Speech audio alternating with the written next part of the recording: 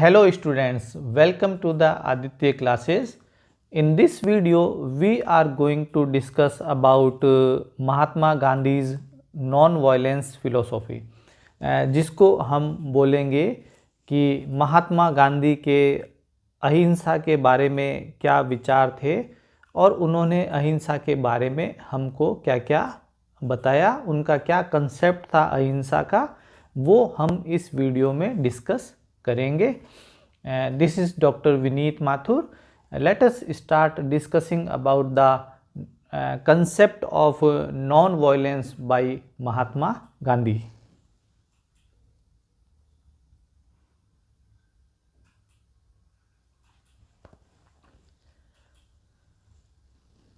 तो सबसे पहले जो है हम सब जानते ही हैं कि महात्मा गांधी जी जो कि अपने भारत देश के राष्ट्रपिता हैं, फादर ऑफ नेशन हैं, वो अपनी रूटीन लाइफ में, डे टू डे लाइफ में अपनी जो जीवन शैली थी, उनकी जो जीवन की पद्धति थी, उसके अंदर वो नॉन वायलेंस को, अहिंसा को फॉलो किया करते थे।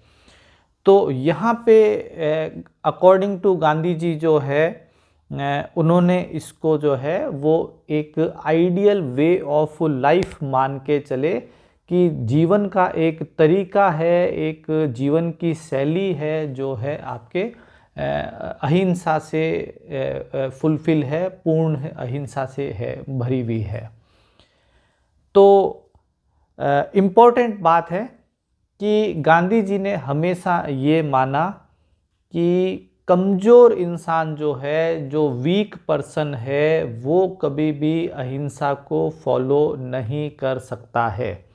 बहुत बार ऐसा होता है कि जो हमारे सामने अहिंसा की बात करता है, हम उसको कमज़ोर और डरपोक समझते हैं और उसको हम ऐसा बोलते भी हैं कि भाई जो अहिंसा की, नॉन वायलेंस की बात कर रहा है वो कायर इंसान है।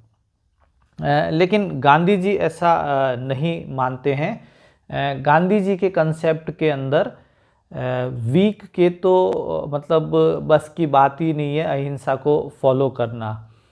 तो ये जो हथियार है, अहिंसा का जो हथियार है, वो कमज़ोर का नहीं है। जो अहिंसा को फॉलो कर रहा है, हम उसको किसी भी स्थिति में कमज़ोर नहीं मान सकते हैं। हाँ, इम्पोर्टेंट बात यह है कि ऐसा नहीं है कि नॉन वायलेंस का जो कंसेप्ट है वो गांधी जी ने कोई इन्वेंशन किया था या उन्होंने इसकी खोज की थी, ऐसा बिल्कुल भी नहीं है और ऐसा गांधी जी खुद भी नहीं कहते थे। इसका कारण ये है कि अगर आप जो इंडिया की जो पुरानी जो भी मतलब धार्मिक किताबें आप बोल सकते हो, या जो स्पिरिचुअल बुक्स हैं, रिलीजियस जो कंटेंट है, उन सब के अंदर अहिंसा के कंसेप्ट का ऑलरेडी जो है वो जिक्र है। जैसे अहिंसा परमो धर्म जो है वो हमारे लिटरेचर्स में ऑलरेडी लिखा जा चुका है। और आप देखिए कि जो जैन रिलीजन है उसका जो कंप्लीट बेस है वो नॉन वायलेंस है, वो अहिंसा है। तो जो भी हमारे वेद, उपनिषद वगैरह हैं, उन सब में पहले से ही अहिंसा का जिक्र था और अहिंसा को बहुत ज़्यादा बढ़ावा दिया गया था। और जो एक बहुत ही पुराना सनातन जैन धर्म है, उसका कंप्लीट बेस जो है वो आप अहिंसा और अपरिग्रह है, मतलब नॉन स्टोरेज, वो स्टोरेज के लिए भी मना करते हैं। हम फिलहाल बात कर रहे हैं अहिंसा की। तो आप चाहे हिंदू धर्म की बात करें या फिर आप जैन रिलीजन की बात करें, तो अहिंसा का कंसेप्ट नया नहीं था। जिस टाइम गांधी जी हुए उस समय कोई ये नया कंसेप्ट नहीं था। तो अहिंसा का जिक्र जो है वो हमारे वेद, उपनिषद और जो भी हिंदू रिलीजन, जैन रिलीजन, इन सब में ऑलरेडी था। तो अहिंसा का कंसेप्ट हम बोल सकते हैं कि जिस समय गांधी जी हुए उस समय अहिंसा का कंसेप्ट जो है वो नया नहीं था, लेकिन हाँ, उन्होंने उस समय जो उस समय का जो टाइम था 18th और 19th सेंचुरी, जो एक गांधी जी का जीवन रहा, उस समय गांधी जी ने उस कंसेप्ट को जो है वो वापस से यूज किया और सोशल और पॉलिटिकल प्लेटफॉर्म पे और जो सोशल और पॉलिटिकल एनवायरनमेंट था उसमें गांधी जी ने उस कंसेप्ट को बहुत ही अच्छे से यूज़ किया और बहुत ऊंचाइयों पे उसको वो ले गए। इसलिए हो सकता है कि कुछ जो हैं थिंकर हैं वो ऐसा मानते हैं कि जो मॉडर्न एरा है उसके अंदर जो है वो गांधी जी जो है वो फादर ऑफ नॉन वायलेंस हो सकते हैं, क्योंकि नए ज़माने में गांधी जी ने उसको बहुत ही ज़्यादा अच्छे तरीके से सोशल और पॉलिटिकल मैटर्स के अंदर अहिंसा को प्रमोट किया।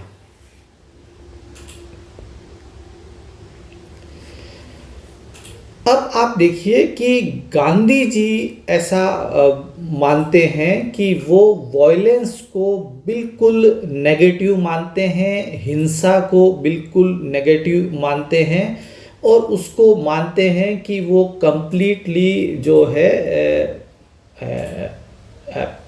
मतलब उसको स्वीकार नहीं किया जा सकता है हिंसा को। गांधी जी बोलते हैं कि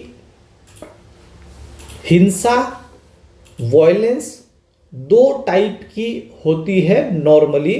एक है पैसिव वॉयलेंस और एक है एक्टिव वॉयलेंस।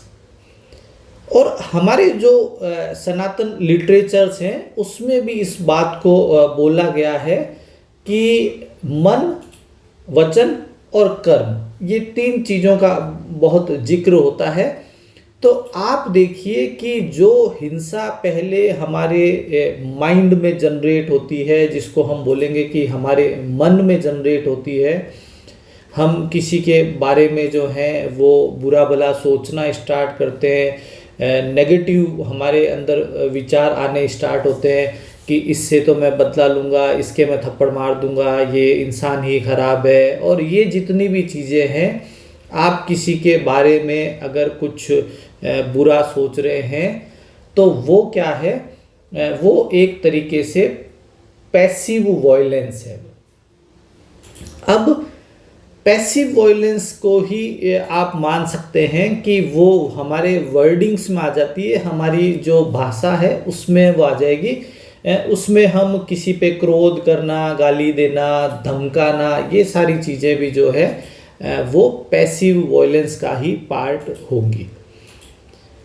जो second type of violence Gandhi ji बताते हैं वो फिजिकल वॉयलेंस है, या उसको आप एक्टिव वॉयलेंस बोलिए, जिसके अंदर आप जो है वो मार पीट पे, थप्पड़ मारने पे उतारू हो जाते हैं। जो भी थप्पड़ मारना एक बहुत इनिशियल स्टेज की मैं बात कर रहा हूँ, आगे वॉयलेंस आप सबको पता ही है कि वो किस लेवल तक पे जाती है। तो दो तरह की वॉयलेंस गांधी जी ने बताई, एक पैसिव वॉयलेंस और एक एक्टिव वॉयलेंस, जिसको हम बोल रहे हैं फिजिकल वॉयलेंस। अब मेन बात ये है कि जो फिजिकल वॉयलेंस है उसको बेसिकली जो इग्निशिएट करती है वो पैसिव वॉयलेंस करती है। सबसे पहले हमारे मन में, दिमाग में जो है वो नेगेटिव थॉट्स और किसी की बुराइयां आनी स्टार्ट होती है, जहाँ पे हम स्टार्ट करते हैं कि ये इंसान बेकार है, इसने मेरा ये बिगाड़ दिया, अब मैं इसका ये बिगाड़ूंगा, मैं बदला लूँगा। ये सारी थॉट्स जो दिमाग में आती हैं वो पैसिव वॉयलेंस है। और ये इग्निशिएट कर रही हैं किस चीज़ को, एक्टिव फॉर्म ऑफ वायलेंस को, फिजिकल वायलेंस को, जिसके बारे में हम बहुत ज़्यादा बुरा भला सोचते रहते हैं। हम एक ना एक दिन उससे जो है वो किसी तरह का वर्बल अटैक जरूर करते हैं। हम उसको खरी खोटी सुनाएंगे, बुरा भला बोलेंगे, गाली गलौज करेंगे, और अगर मामला वहाँ तक नहीं रुकता है तो फिर वो थप्पड़ मारने और मारपीट वाले लेवल तक पे भी जाता है। अब गांधी जी ऐसा मानते हैं कि जो भी पर्सन अगर नॉन वायलेंस को फॉलो कर रहा है तो वो ब्लेस्ड है, वो ब्लेस्ड है। मतलब एक तरीके से आप ये मानिए वो खुश है, उसको आशीर्वाद प्राप्त है, एकदम वो हैप्पी रहेगा कि क्योंकि वो जो है वो नॉन वायलेंस को फॉलो कर रहा है। यहाँ जब मैं नॉन वायलेंस की बात करूँ तो हमको एक्टिव और पैसिव, जो फिजिकल वाली नॉन वायलेंस है और जो हमारी मानसिक लेवल पे जो नॉन वायलेंस है, वो दोनों फॉलो करनी है। न तो बुरा भला सोचना है, न बुरा भला किसी को बोलना है, और न ही किसी के ऊपर आपको कोई फिजिकल या वर्बल अटैक करना है। अब है कि वॉयलेंस के कारण हमेशा आप ये मान लीजिए कि जो ईर्ष्या है, जो हेट है, वो हमेशा बढ़ेगी। हाँ, बहुत सारे लोग इस पे आर्ग्यू करते हैं कि कुछ परिस्थितियों के अंदर जो है वो आपको वॉयलेंस मस्ट हो जाती है। ऐसा बहुत सारे लोग आपको मिलेंगे जो इस बारे में बोलेंगे। लेकिन हाँ, उस वॉयलेंस का रिजल्ट जो है वो फॉर शॉर्टर पीरियड या फिर टेम्परेरी पीरियड के लिए अच्छा हो सकता है, लेकिन लॉन्गर टाइम के अंदर, लॉन्गर रन के अंदर आगे चल के उस हिंसा के आपको नेगेटिव इम्पैक्ट ही मिलेंगे। तो लॉन्ग रन में हिंसा हमेशा ईर्ष्या को और भेदभाव को ही बढ़ाती है। हेट जिसको हम बोलेंगे उसी को बढ़ाएगी लॉन्ग रन में। शॉर्ट टर्म में कभी कभार ऐसा हो सकता है कि आपको लगे कि हिंसा से कुछ अच्छा हुआ, कुछ फायदा हुआ, लेकिन लॉन्ग रन के अंदर जो है वो कभी भी हिंसा को अच्छा नहीं कहा जा सकता।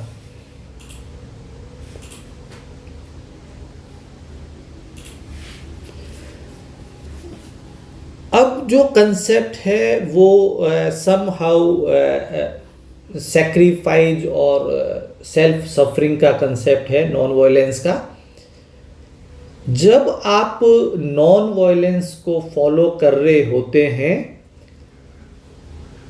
उस टाइम ऐसा हो सकता है कि आपको थोड़ा सा वायलेंस टॉलरेट करना पड़े, और ये सिर्फ आपके बारे में ऐसा बोला गया है। आप दूसरों को उसके लिए जो है मतलब औरों को भी बोले कि नहीं तुम भी ऐसा करो, ये जरूरी नहीं है। अगर आप फॉलो कर रहे हैं तो एटलीस्ट आपको रेडी होना पड़ेगा कि आपके खिलाफ थोड़ी बहुत हिंसा की जा सकती है। उस केस के अंदर जो है वो आपको सेल्फ सफरिंग, जिसको हम नाम देंगे कि तपस्या, आपको करना पड़ेगा। तपस्या आपको करनी पड़ेगी।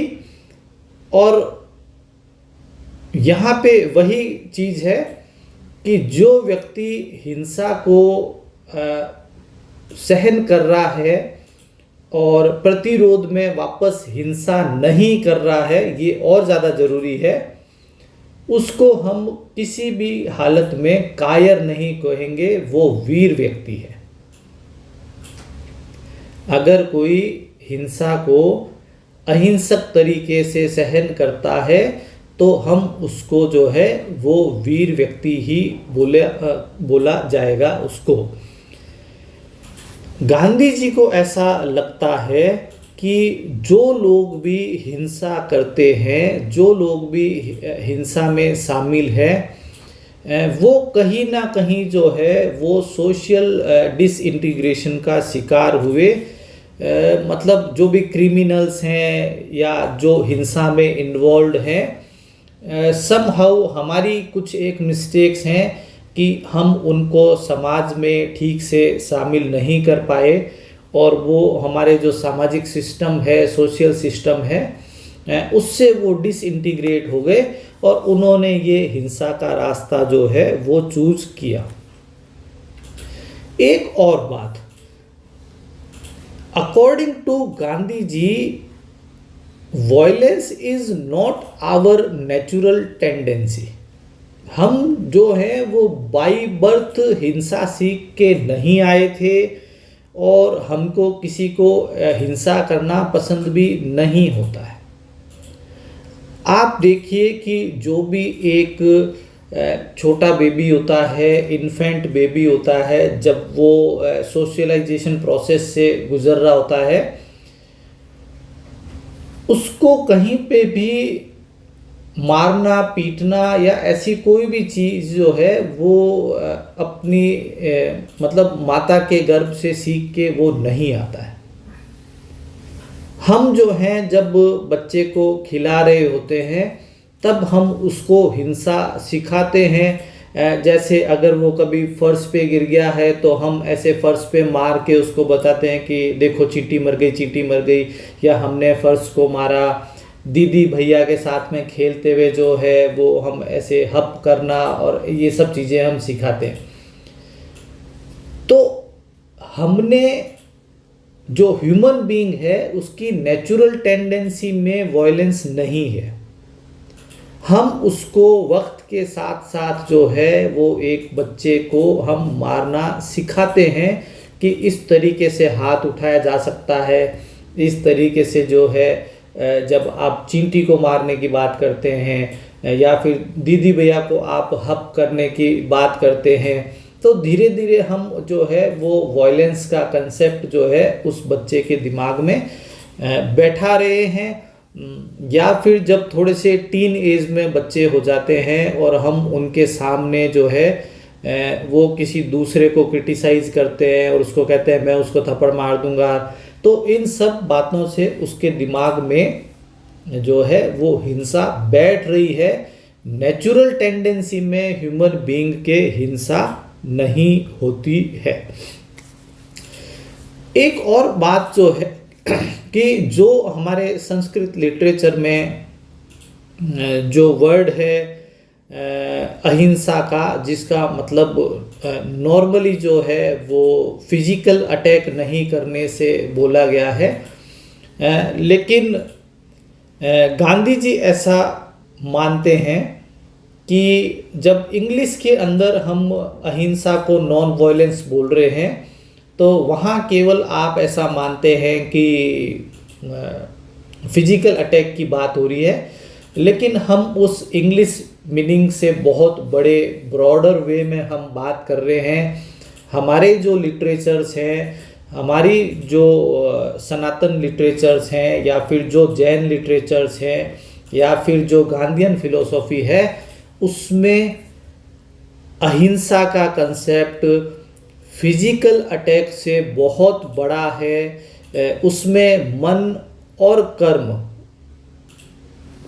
की भी नॉन वायलेंस के बारे में बात की गई है कि आपको उनसे भी हिंसा नहीं करनी है, ना तो वचन से हिंसा करनी है, ना ही मन से, दिमाग से आपको कोई हिंसक सोच अपने दिमाग में लानी है। तो जहां हम टोटल नॉन वायलेंस की बात करेंगे वहां पे no passive violence and no physical violence. एक और इम्पोर्टेंट कंसेप्ट, वो कंसेप्ट है लव का। जो अहिंसा है और जो कंप्लीट एथिक्स हैं, उन सब की रूट के अंदर आप देखेंगे तो लव है, प्रेम है। और यहाँ पे हम किस तरह की लव की बात कर रहे हैं? लव का मेरा मतलब यहाँ पे है लव यू ऑल से। आपको हर एक प्राणी से, लिविंग नॉन लिविंग थिंग से आपको प्यार करना है। यूनिवर्स जो अपना है आपको उससे प्यार करना है। और जब आप लव यू ऑल का कंसेप्ट फॉलो करेंगे तो उस केस के अंदर आप ये मान लीजिए कि आप न तो आप इसको समझ सकते हैं कि हमको जिस किसी से भी लव होता है हम उसके बारे में कभी भी न तो नेगेटिव सोचते हैं, न कभी उन पे कोई वर्बल अटैक करने की सोचते हैं, और फिजिकल अटैक तो बहुत ही ज़्यादा दूर की बात होती है, उसका तो कभी विचार भी नहीं आता है। तो गांधी जी क्या बोल रहे हैं कि जो अहिंसा है वो कंसेप्ट कहाँ से आया है? वो कंसेप्ट आया है लव से। जब आप किसी को लव करते हैं, उसका रेस्पेक्ट करते हैं, तो आप ऑटोमेटिकली उसके अगेंस्ट के अंदर कोई भी वायलेंस नहीं करेंगे। एक्टिव और पैसिव दोनों टाइप की वायलेंस आप नहीं करेंगे। लेकिन यहाँ पे हमको क्या कंसेप्ट लेना है? लव फॉर ऑल का कंसेप्ट लेना है। आप जितने भी ह्यूमन बीइंग्स हैं उनसे आप लव करेंगे, जो हमारी नेचर है उससे आप लव करेंगे, पशु पक्षी चिड़िया जो भी हैं, आपको हर एक इंसान से और इवन नॉन लिविंग थिंग के लिए भी आप अगर लव का कंसेप्ट रखेंगे तो आपके दिलो दिमाग और आपकी एक्शंस से जो है वो हिंसा कंप्लीटली हट जाएगी। क्योंकि जिसको हम लव करते हैं उसके खिलाफ हम कभी भी वायलेंस का हम सोचते भी नहीं हैं, हम उसका रेस्पेक्ट करते हैं। और लव और अहिंसा का जो कंसेप्ट है वो किसी भी तरह की और नेगेटिव फोर्स से ज़्यादा पावरफुल कंसेप्ट है।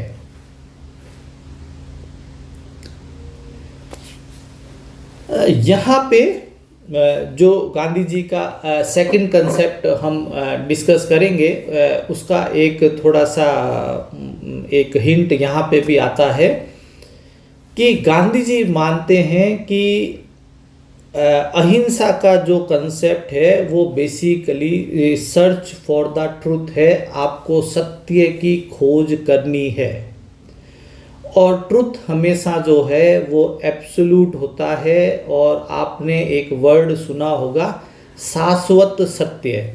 दैट मीन्स कि जो ट्रुथ है वो हमेशा अल्टीमेट ट्रुथ होता है और हमको सत्य की खोज करनी है।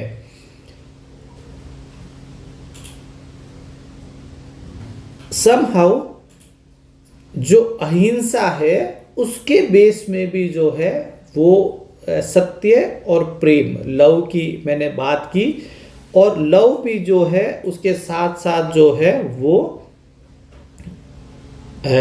सत्य भी जो है वो अहिंसा का बेस है।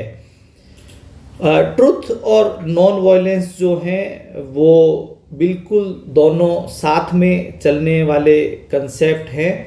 और ये कहाँ से स्टार्ट होने चाहिए? ये हमारे माइंड से स्टार्ट होने चाहिए। वंस अगेन एक और बात कि जो पर्सन नॉन वायलेंस को फॉलो कर रहा है हम उसको किसी भी कंडीशन में कायर नहीं बोल सकते। वो एकदम फियरलेस है। और वो जो है, जो कायर है वो कभी भी नॉन वायलेंस के कंसेप्ट को फॉलो नहीं कर सकता। जो कायर है वो कभी भी नॉन वायलेंस के कंसेप्ट को फॉलो नहीं कर सकता। नॉन वायलेंस और फियर, ये दो चीज कभी भी साथ नहीं हो सकती है। जो पर्सन नॉन वायलेंस को फॉलो कर रहा है वो हमेशा फियरलेस होगा। जो पर्सन नॉन वायलेंस को फॉलो कर रहा है, अहिंसा के कंसेप्ट को फॉलो कर रहा है, वो हमेशा फियरलेस होगा। यस, दैट इज पॉसिबल कि किसी एक पर्सन के पास में हथियार है और वो फिर भी डर रहा है। तो यस, जो वायलेंस में बिलीव करता है, जिसके पास में हथियार भी है, चाहे वो गन हो, डंडा हो, कोई भी हथियार है उसके पास में, लेकिन वो कभी भी फियरलेस नहीं होता। आप खुद इस चीज़ को महसूस करेंगे कि आपके हाथ में हथियार हो, उस समय भी आप जो है वो ऐसे ऐसे चारों तरफ देखते हुए चल रहे होते हो, क्योंकि आप मानसिक रूप से फियरलेस नहीं हो। आप अपने आप को कायर मानने को तो तैयार नहीं होंगे, ये मैं आपको बता देता हूं, लेकिन आप फियरलेस तो नहीं है। गांधी जी क्या बोल रहे हैं कि जो पर्सन अहिंसा को फॉलो करता है वो कायर नहीं है, एज वेल एज वो फियरलेस भी है, क्योंकि फियर और नॉन वायलेंस ये दोनों चीज़ें साथ में एग्जिस्ट नहीं करती है, और एक कायर के बस की तो बात ही नहीं है कि वो नॉन वायलेंस को फॉलो करे।